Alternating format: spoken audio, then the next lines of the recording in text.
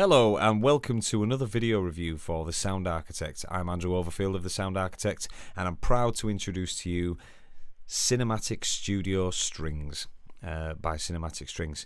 A wonderful piece of kit that we've finally got our hands on and had a little bit of a play with.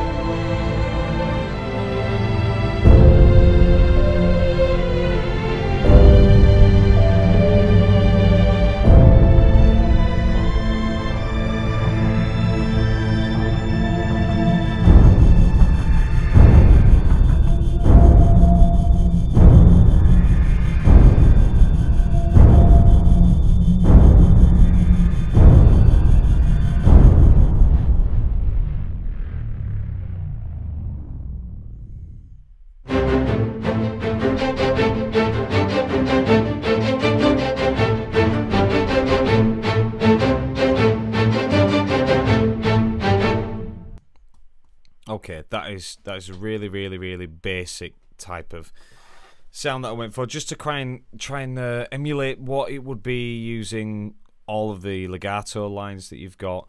A couple of harmonics here towards the end in the second violins and some staccato lines.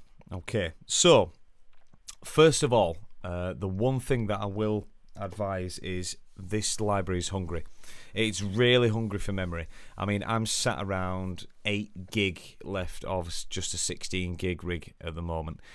Normally, when I've loaded up these sort of samples in another library, I'd be using nowhere near the amount.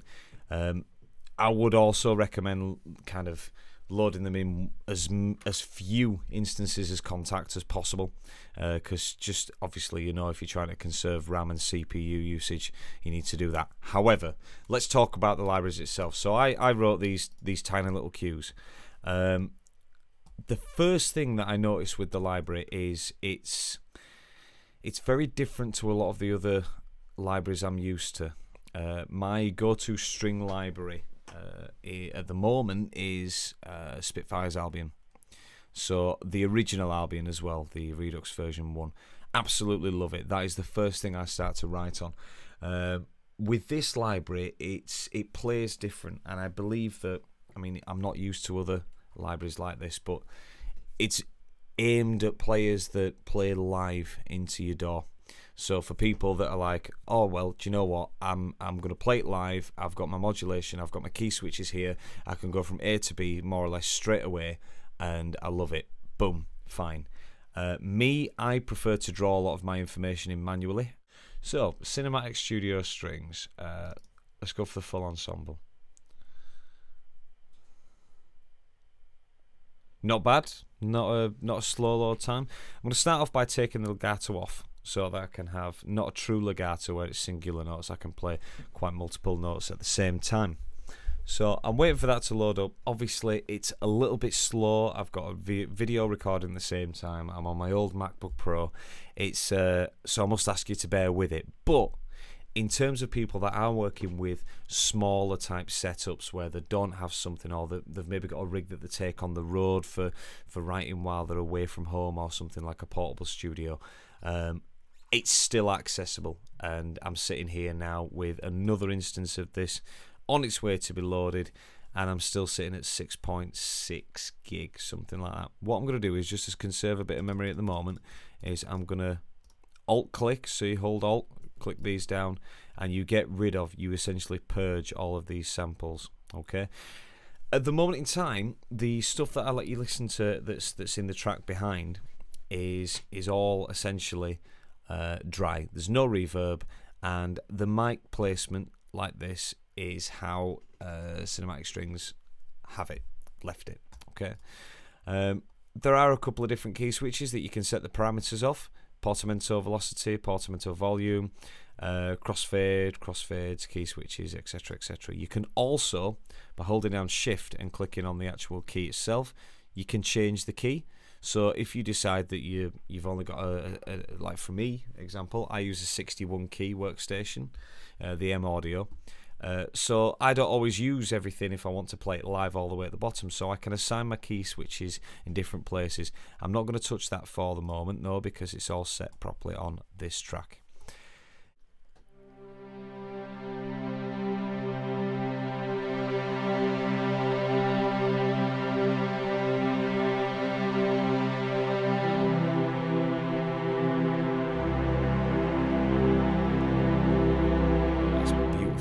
Beautiful.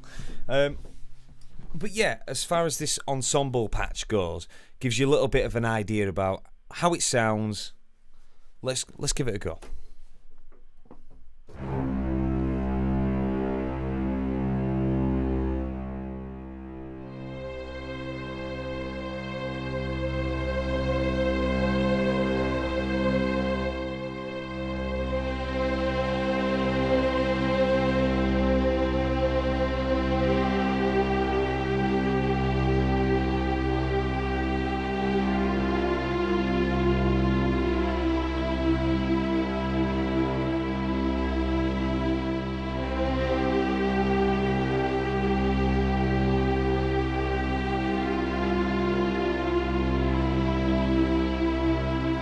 Couldn't help myself. I absolutely love the theme from Man of Steel. So moving from a sustain patch to a staccato patch, you've got the mod wheel, which instead of affecting the dynamics, it affects the severity. So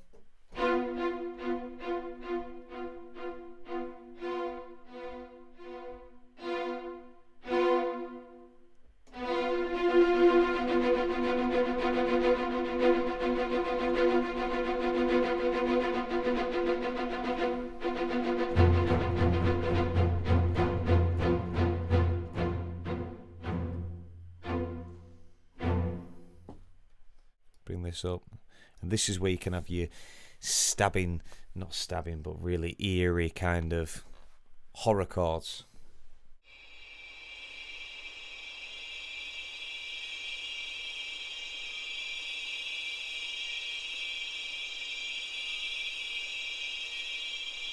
You could get that, we could record 30 seconds of that, recording as an audio into a sample. You could put it into a synth, you could put an LFO on it, you could put a tremolo on it, you could really crunch it up and make some eerily distorted yet brilliant horror type sounds. Your tremolos are pretty much what they say on the tin. Same sort of action as what you get with the harmonics and the sustains, whereas your mod wheel will change the dynamics of the actual piece. But yeah, it's like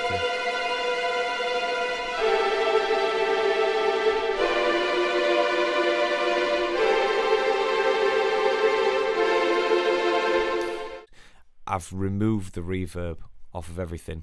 And on this, it's more of an out-of-the-box sound. I'm only using the mix mic, which is provided by just default setting. I can change it to the room, the main, and the close mics. However, I did notice there was a little bit of a glitch when I was moving between the two, where it would lose, for some reason, the ability to play back the audio on the MIDI notes. However, one quick email to Alex, and he's like, "Yep, we're aware of it. There's a fix coming." So they're aware of it more or less straight away. The guys are on top of any bugs or anything like within no time. Nothing to worry about whatsoever, and I believe 1.1 is going to fix anything that you may come across like that. So a complete dry sound. I've got no reverb on the track itself. Taking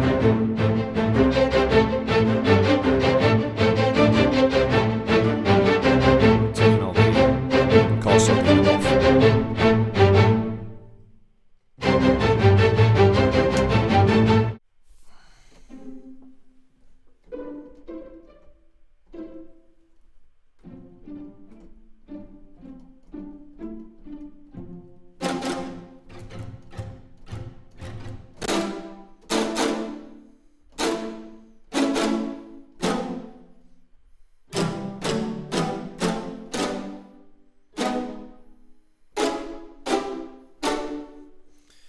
I kind of like that. I like the Bartok snap on that. Now, one thing I really am impressed with is the Marcato patch. So, let's load up Marcato. you can have a spiccato overlay which gives you a bit more bite at the start of it, which is probably when, in terms of doing something which I was talking about earlier, with a bit more bite, a bit more raw edge to it, a bit more Abbey Road. Use the Marcato patch.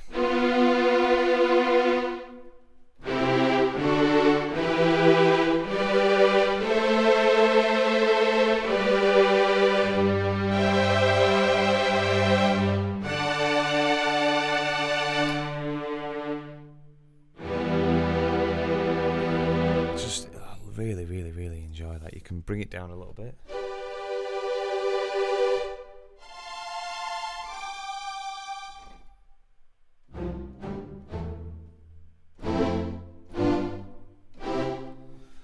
Very, very nice. Very nice. You could take the spiccato overlay off of that. Just have the...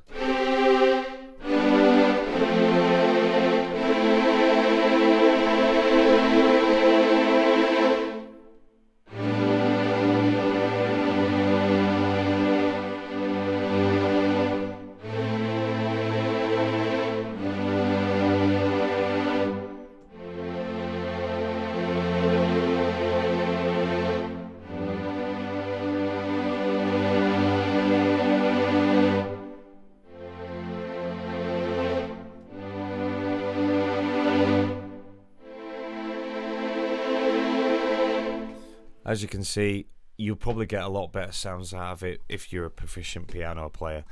The reverb itself, let's go back to the sustain patch, and let's have the sustains without the legato, so I've got quite a decent attack and release, not consorting it, and listen to what the reverb's like of its own. Now, I'm very much a person where I prefer all of my samples dry. Unless you're creating the quickest mock-up in the world, I prefer all my samples dry.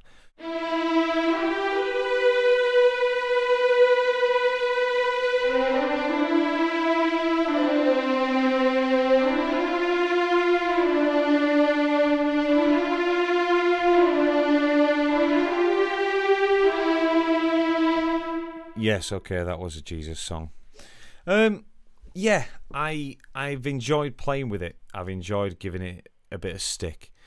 It's one of those libraries that you tend to, for me, you find a couple of really, really, really nice bits and bats that you just love. Like, for example, you know, the Bartok snap there in the pizzicato. Some of the tremolo and trills, really, really, really nice. Nice and dry as well, as you like. You know, it's got, I don't know, it's got a character to it. As its name says, you know, as it says in the name, cinematic studio strings, based on the way it's been recorded and based on the way it's been produced, you're meant to seem as though you get a bit of a more intimate type of, you know, you're not expected to have huge Howard Shore, Hans Zimmer type ensembles of strings everywhere without loading one or two multiple patches. Patches. However, the trade-off in that is your lack of RAM, if you have that problem. I've seen other reviews that have gone on for this library where people are loading all the patches all at once, playing them all at the same time without any issues, as well as recording it and sipping a good cup of tea at the same time. I'm a little bit limited, so maybe it's good for people that are thinking, well, I can't afford X, Y, and Z library. However, this could be a good starter for a small machine, small system that I've got. I mean, I'm using a late 2011 MacBook Pro. A lot of flexibility in it. Like I say, I think the library is aimed at people that tend to play in live more. I've actually spoke to a number of people that have owned libraries like this, or this library, that have said, yeah, I agree with you, I play live into my door a lot of the time, and I find that, yeah, it's more lean toward that style of composition, whereas with me, I like to draw things in manually, as I've said. Thanks for keeping up to date with the Sound Architect stuff.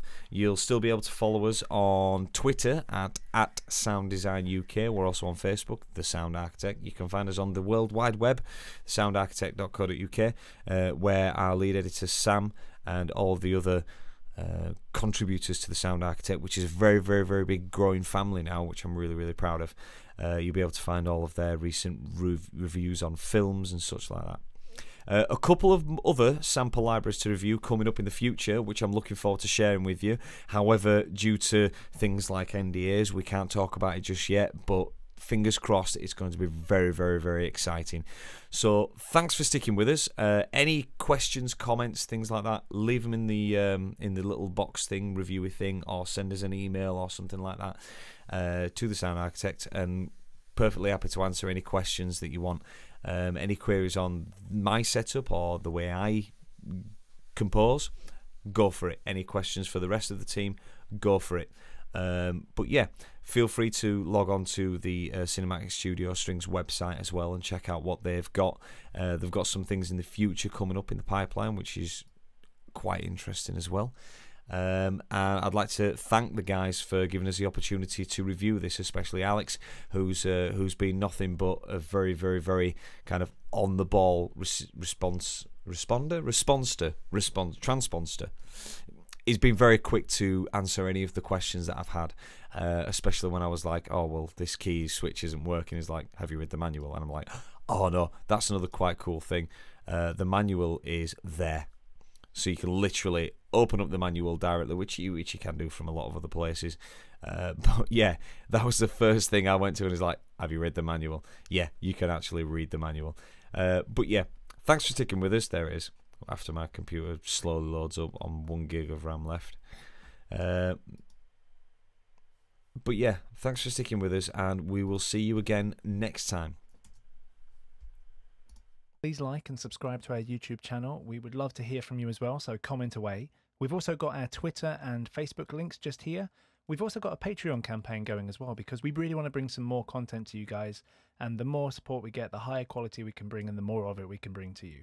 So even if you could help by sharing the link, or even if you could support as little as $1 a month, it would be greatly appreciated, and you're all awesome. Thank you so much for the support as always, and I look forward to seeing you soon.